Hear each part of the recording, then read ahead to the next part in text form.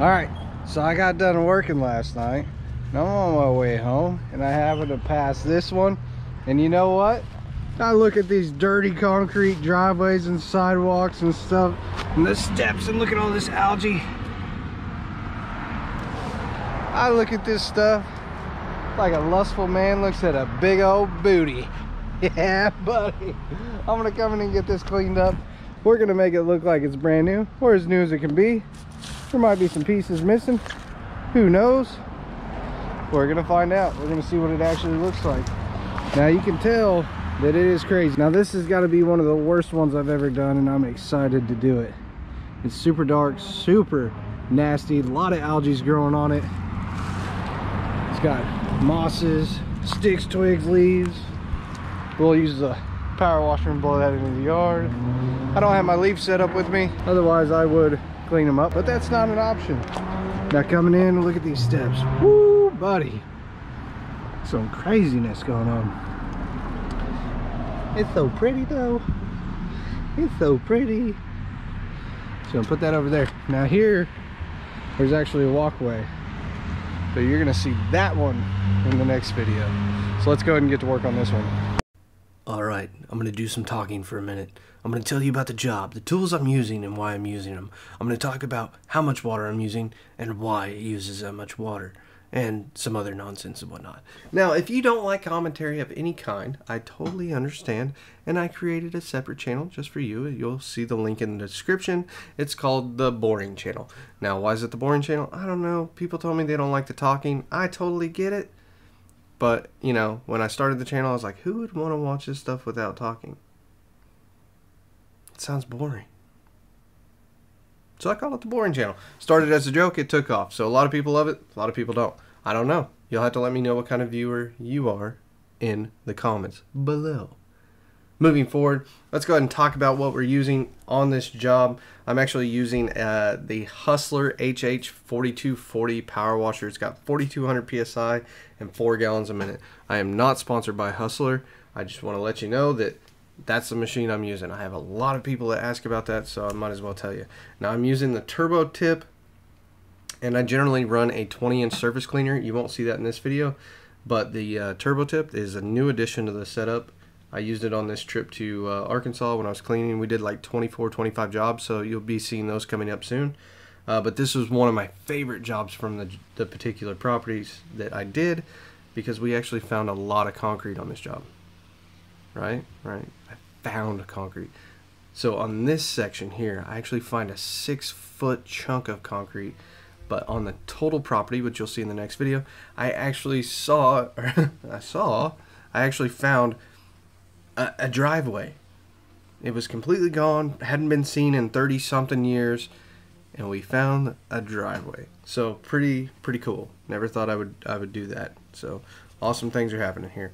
Now, as far as the supply hose we're using for the house, we have 150 feet of supply hose that hooks up to the homeowner's water and then down to our machine. I'm not using 150 feet, I'm using 100 feet at this particular job, but I have access to more if I need it. That way I've got the length. Now I have the machine in the back of my truck, so the way that I can do that is just having a longer supply hose and then a longer power washer hose. So I have 100 feet of power washing hose, which gets me around to pretty much anything. If you needed to go into somebody's backyard, you would need more, so maybe 200 foot of hose or whatever. But I will say not having to move the machine out of my truck is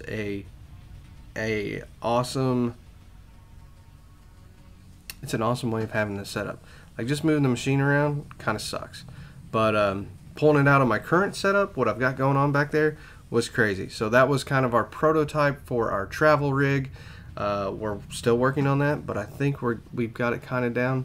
We'll talk about that more in the future as we get closer to doing a tour across the US and going to a bunch of states. Now we have a 10-state tour planned, and we'll release what states we're going to down the road.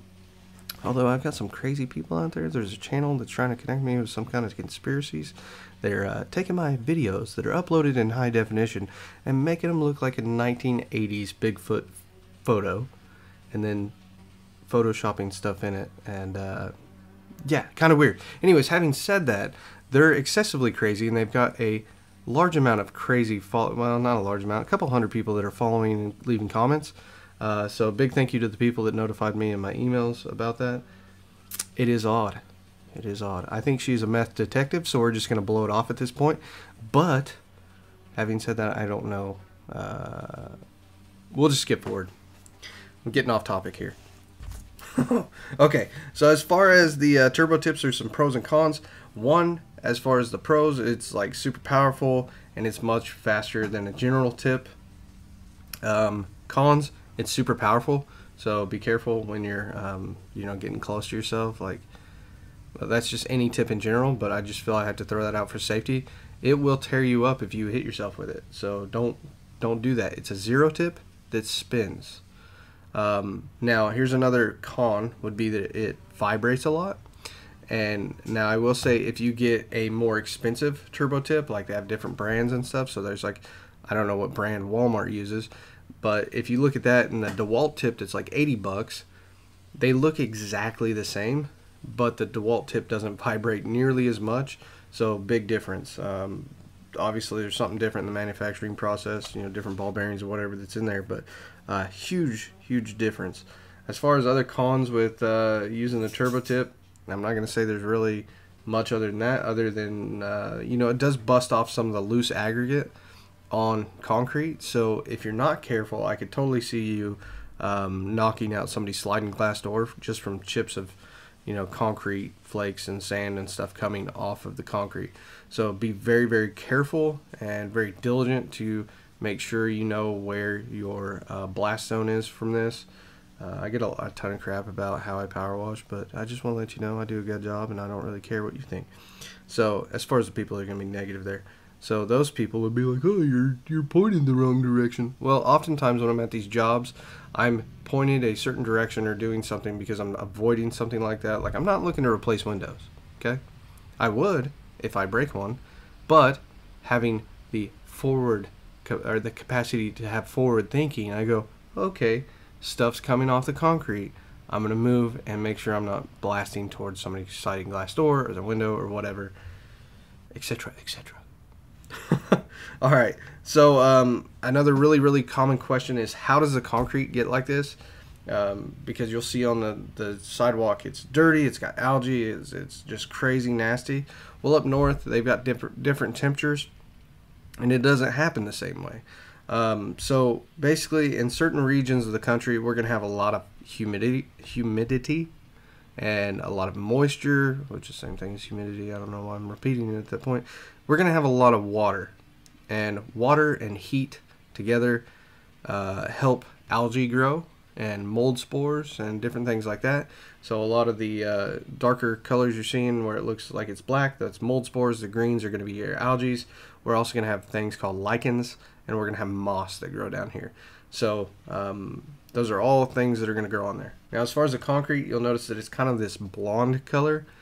Some concrete is very brilliant white, and some is blonde. It just depends on what type of aggregate material they're using in it, and that kind of stuff. So I've noticed it on older concrete like this, it'll have more of a blonde tint, and on newer concrete, it'll be much brighter white.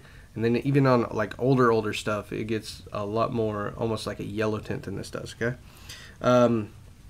But yeah, the concrete is just getting that dark very fast because of environmental stuff. The other thing is they ask why the homeowners don't clean it and why they have let it get to this point. You could clean this, treat it with chemicals, and within a few years, it's going to be not quite as dark as this, but it's going to get pretty dark. Now, here's the thing. When you're living somewhere, something like this happens gradually. So you don't even notice it's happening. Little by little by little by little by little, every day it gets a little worse and a little worse. Before too long, it's real dark, but you're so accustomed to it that you don't even realize that it's dirty until somebody comes like me and they offer to clean it. So it's just a really weird thing there. Now, in this particular town that I'm at, it's amazing for what I do, going around doing this for free for people, because a lot of people have never had their concrete cleaned at all. They're not used to it. They don't know about it. They don't even really think about cleaning their concrete. So when I come in to do this gift, it really is a huge gift for them, and it makes them feel great about their home, which is an awesome thing. I really enjoy doing that. As far as the water we're using, Oh, the other thing that can turn concrete dark is tannin in the leaves. So if you look on the lawn, there's a lot of leaves. Just like in tea, when you put tea leaves in tea, it'll turn the water a different color. Or if you look at videos from the Amazon forest or any forest where there's a lot of leaf fall and a lot of water, tannins will come out of the leaves and it'll actually change the color of the water. But in this case, if you have leaves sitting on concrete, it's going to change the color of the concrete and you're going to get a tea stain that's going to happen, which is kind of where a lot of these algae and molds and all that stuff start, or from the spores from these leaves breaking down. Anyways, so moving forward, are we using the homeowner's water? The answer is yes. That is actually very, very common in the power washing industry. If you see guys with water tanks, generally that is a buffer tank because they're using a larger machine. So what I mean by that is I use a 4 gallon a minute machine, which most houses are going to push, you know, somewhere between I don't know, 4 to, like, if they have crazy pressure, maybe like 10 to 16 gallons per minute, but more than likely they're just going to be pushing about 4 to 8 gallons per minute. So on setups where they have larger machines, or machines running in tandem where they got 2 8 gallon per minute machines or whatever it might be, they're going to need a tank that's called a buffer tank. So basically what happens is they are feeding that tank with water that gravity feeds down into their machine, but they're feeding that tank with water from the homeowner while they are working, which gives them a little bit of extra time because that tank is buffering out the usage. Now at some point in time they'll have to stop their machine and let that fill up, and then they get back to it. So, you know, typically on break time or whatever it might be. They'll also have different tanks for different chemicals they're using, soaps and stuff like that. For me, I just downstream chemicals through my machine. So I'm going to downstream SH, which is sodium hydrochloride, and what it's going to do is it's basically a bleach. It's Pool Essentials Cleaner is the brand I'm using, but it's like 11 or 12 or 14, I don't know, whatever percent of bleach is basically what it is. And what it's going to do is I spray it on the concrete. I'm going to let it dry in there, and it's going to keep all those old algae and mold spores and stuff like that from growing back. So it's going to be really, really, really beneficial long term as far as keeping it clean. The other thing is it's going to continue to help clean the concrete for the next several weeks to even months, and start brightening up even more. So that's kind of an interesting thing about that. If you don't treat the concrete afterwards with a post-treatment of SH, what's going to happen is all those algae and mold spores are going to grow back. Now some people like to pre-treat because I'm doing this for video. I don't do a pre-treatment, I do a post-treatment. The reason why I do a post-treatment is because if I do a pre-treatment, it's not going to be as satisfying for you to watch because the chemical itself is going to do a lot of the cleaning. It cleans the bowl so you don't have to. Anyways, back to the homeowner's water supply. We just hook up a water hose, run it back to their faucet, and then run it to our machine. Now right here there's actually some chipping in the concrete, and I'm coming in and I'm pulling all the grass and nonsense out to get that kind of cleaned up. There's not too much I can do there.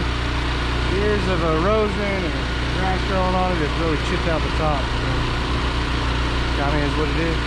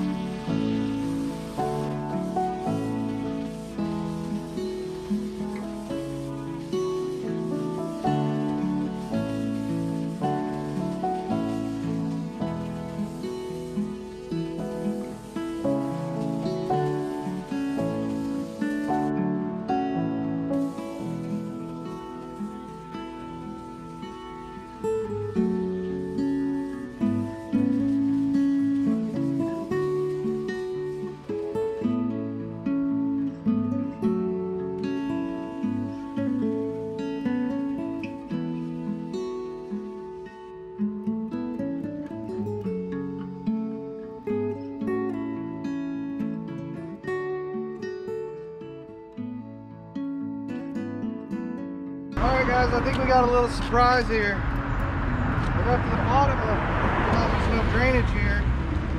So I got to use the wand to make a trencher. That to me feels like we might have some concrete base under there.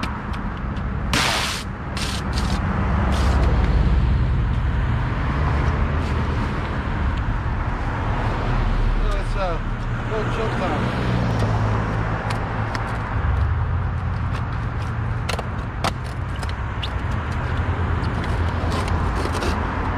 Oh, there's concrete.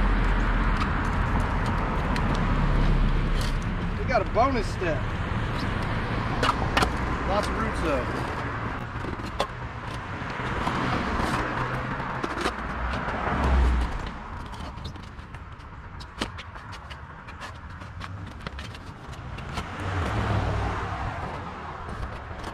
That's it.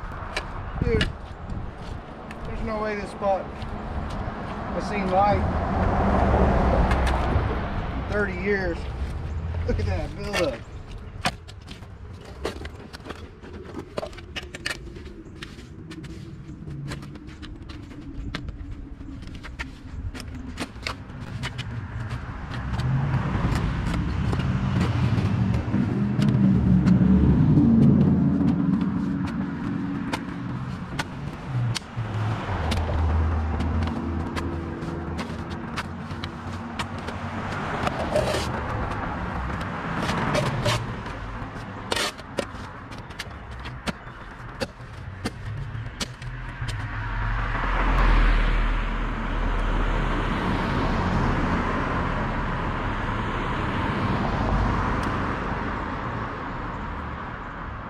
I'm kidding.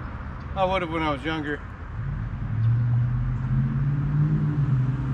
It's been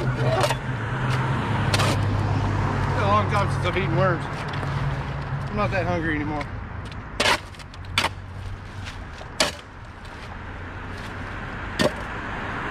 Oh no, it goes way out. I thought it was just a step.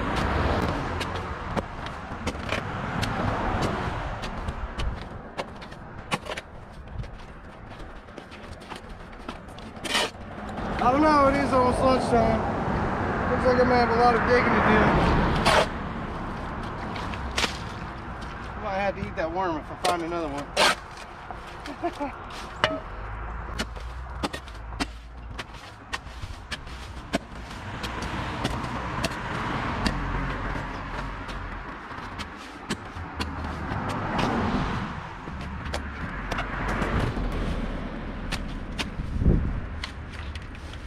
I think this goes way out.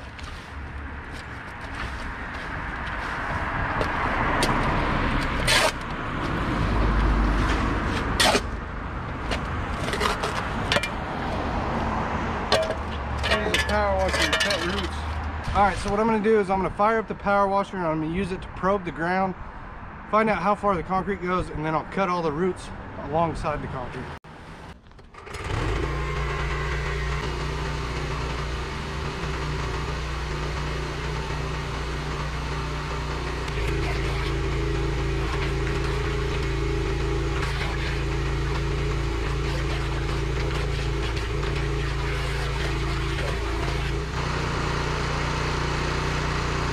Meets up with the asphalt on the street.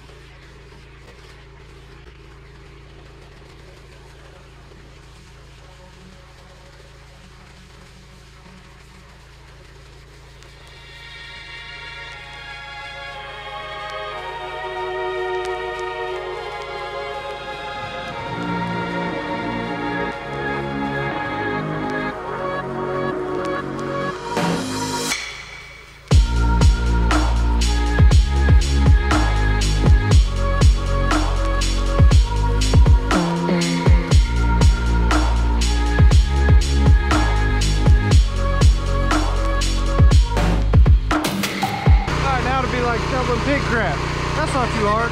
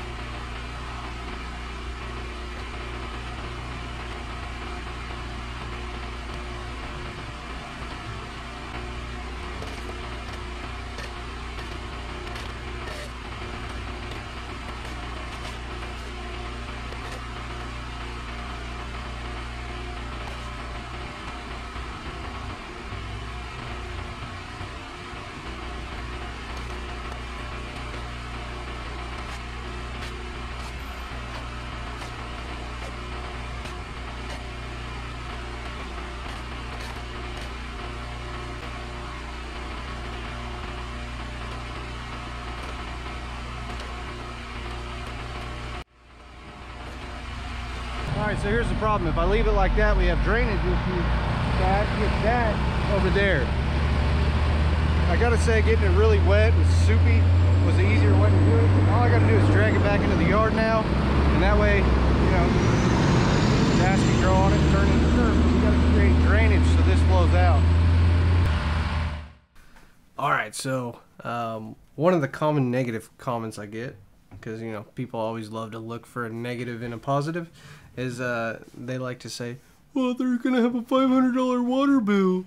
And I just want to let you know that's not going to happen. Somebody's like, they're going to have a $3,500 water bill. The number always changes, okay? Trolls are trolls. But basically, if it's common knowledge, if you look up any area, you can find out what the water is. So in this particular city, the water is $2.87 per 1,000 gallons. My machine uses 4 gallons a minute. I was there for about 2 hours, so that's 480 gallons. So right around $1.40 in water. So $1.40, $1.37, $1.38 if you round up. Anyways, you can't buy a bottle of pop at the gas station for that. That's my point. So all those guys, it's whatever. Now, Rachel. Yes, sir. Before our computer crashed and we had to start redoing this audio for like the 10th time today, we were talking about the new truck, because that's something I would have never done, is get a new truck. I'm kind of a used truck kind of guy. I'm pretty frugal, but I've been traveling around a lot doing this stuff, you know, because we had the choice. When we were working on this, YouTube kind of took off. It's like, cool, I can still keep the business and sell to clients and then do this stuff on the side once a week.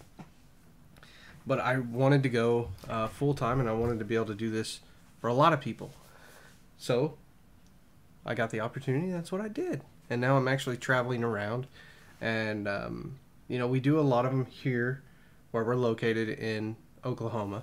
But we also travel around. So we did a lot of power washing in Arkansas. We flew down to Al Blades down in Florida and cut some yards down there. We've got a 10-state tour planned. We eventually plan to mow in all 50 states. Can't really do anything in Alaska. I don't know. We plan to work and do something in all the states. I'd love to see America and travel around, and eventually it'll go past America and I'll get to travel the world. But, you know, that's down the road, and we'll just have to see how that goes. But eventually, I'd love to go travel the world. Like, I'd love to go cut some grass with those guys in Australia. I mean, who, you know what I mean? Cool. But, so, as far as the truck goes, last year when I first thought about doing a tour, it was just kind of a quick thought. I was like, all right, Rachel, here's what I'm going to do. I'm going to do 10 states, 20 days. And she's like, huh? And I was like, I'm going to do 10 states, 20 days. Day of driving, day of cutting. She's like, how are you going to shower? I'm like, I don't know. I'll take whore baths. And she's like, well, where are you going to sleep? I was like, I don't know, in the back of the truck. And he was being serious, you guys. Like, he was really dedicated to this. Was, yeah. So, anyways, she's like, well, here's the thing. you got a family and you can't be away from us that long. I'm like, okay, that is quite a bit. Because last year I was gone quite a bit. I was on the road. Right. You know, I went to Wichita and did stuff in Kansas. I did stuff in Arkansas. I did stuff in a couple hours away in Oklahoma. I was traveling all over the place, right? Not too far, just enough. Where you would go and you'd stay there for honestly, there's enough work here that I could probably work for the rest of my life and be able to help people, no problem. But it's really cool to travel too and like be able to spread out. Like these people, they don't know. It just completely catches them by surprise. You know, I'll just show up in a small town and be like, "Hey, can I help you out?" And you know, I mean, they're very happy to have the help. They're very gracious for it. Their mind is blown too. Yeah. Well, they're the areas I like to target is I find areas that are impoverished. Now, sometimes, like you might see some. I recently posted a video on the Boring Channel where it was actually an older woman that owned the house. It was a large house, had a lot of concrete, and I cleaned it. And honestly, part of it was just the size of the project. It was like a personal challenge. I wanted to knock something out that big. But the other fact is, you know, I saw her out there when we were doing some other power washing. She was kind of interested in what was going on. You know, she's stuck in her house and she had a walker and she's out there walking, but she's limited to being on the concrete of her property. So, you know, just imagine having access to the world like we do and then getting older and then your world exists of what's inside your house and the concrete outside of your house. And that's as far as you can go. You know, if you want to go somewhere, you got to wait until somebody comes to your house, stuff like that. And then as you get older, obviously you're more susceptible to falling and stuff like that. And when concrete gets real dirty, it'll get slick. So, you know, it becomes a fall hazard. So, yeah, I clean it up. And other people, you know, sometimes people in the comments, they want to justify who's deserving of what, or, you know, I don't go to a property and I look at something that needs done, and I don't look to pre-qualify somebody or judge why they shouldn't have it done. And so just because somebody has a big house or something doesn't mean they can't have help. Yeah. I mean, and the other thing is somebody's always going through something, so, you know, it doesn't matter what I see they might need or whatever it might be. I don't know the best way to put it. Yeah, I mean, I kind of just let the Lord guide me to where I'm supposed to be. That's where I end up, and that's where I'm supposed to be, and that's who I help out. Go. Yeah, so it's pretty cool. So when we were planning the tour, by the way, we were like, where are we gonna go? That kind of, we know the states. So it's kind of a fly by the seat of our pants. Yeah, the Lord will lead us where we need to go. Yeah. And that's how we'll do it. Anyways, if you'd like to stay caught up with that, just subscribe to the channel. We're going to be releasing videos down the road as we progress with that. Yeah.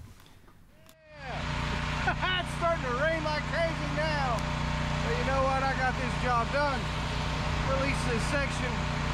I don't quit until the job's done. Who cares about a little rain? I'm getting wet anyways, right? Let me put my stuff up and then we'll check the after shot.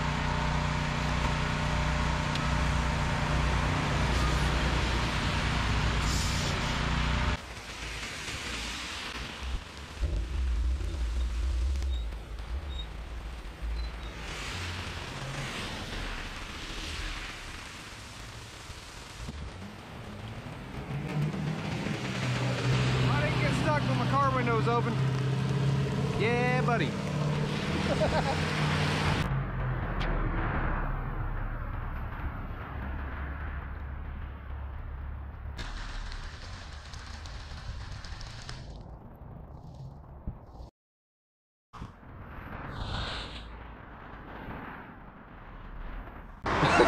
All right, guys, I got rained on pretty good on this one, but I think it came out awesome. We uncovered an extra 6 foot of concrete that you would have never known is there.